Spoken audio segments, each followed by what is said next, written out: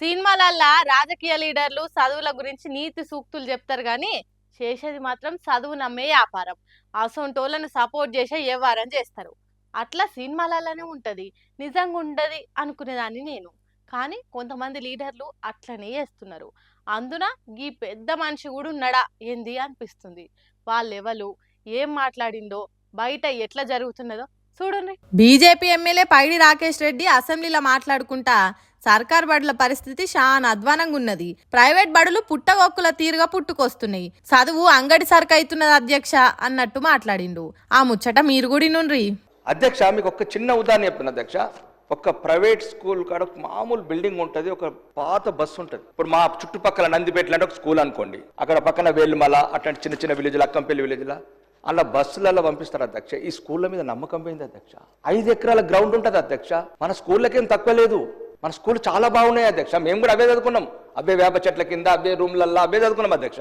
కానీ ఎవరు లేకుంటే అనాథల్లాగా అయిపోయినాయి అధ్యక్ష విద్యారంగం. మీరు దాన్ని బట్టి చెప్పండి, ఒక్క కాలేజ్ ఉన్న వాళ్ళు 100 కాలేజీలు ఎలా పెడుతున్నారు. ఇన్నరా సర్కార్ బడి చదువుల మీద, పేద పిల్లల భవిష్యత్ మీద చాలా శ్రద్ధ చూపాలి అన్నట్టు మస్తు చెప్పిండు కదా. కానీ ఎమ్మెల్సీ ఎన్నికలలో ప్రచారానికి పోయిన కాడ బీజేపీ పార్టీ మాజీ అధ్యక్షుడు బండి సంజయ్ మాట్లాడుకుంటా ఏమన్నాడో చూడుండ్రి. శాసన మండలిలో మొత్తం మైకులు అన్ని రాబడుతారు, గ్యారంటీ. అవునా గౌరవం? అంతే కదా. సమస్యల మీద అవగాహన ఉన్నది బాగా. ఆయన కూడా అన్ని స్కూల్స్ మెయింటైన్ చేస్తున్నారు కాబట్టి అన్ని సమస్యలు కాకుండా ఏం మాట్లాడాలి, ఎట్లా ప్రశ్నించాలని చెప్పి ఒక ప్రశ్నించే. ఇన్నరా మొన్న ఎమ్మెల్సీ ఎన్నికలలో గెలిచిన మల్క కొమురయ్య గురించి బండి సంజయ్ చెప్పిన మాటలు ఇవి. ఆ సారుకు చాలా విద్యా సంస్థలున్నాయట.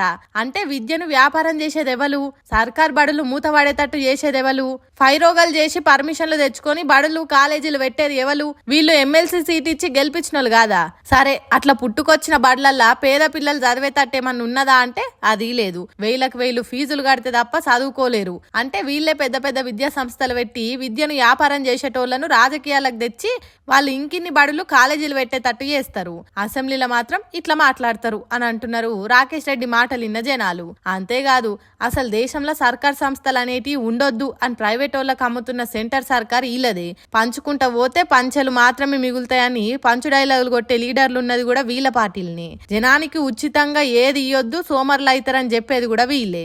అసొంటోళ్ళే మళ్ళా ఇట్లా మాట్లాడుతున్నారని అంటున్నారు. ఒకవేళ నిజంగా రాకేష్ రెడ్డికి సర్కార్ బడులు బాగుపడాలని ఉంటే ప్రైవేట్ బడులు కాలేజీలు పెట్టి చదువును సరుకుగా చేసేటోళ్లను సపోర్ట్ చేయొద్దని, విద్య వ్యాపారం కావద్దని కొట్లాడాలని కోరుకుంటుర్రు తెలంగాణ జనాలు.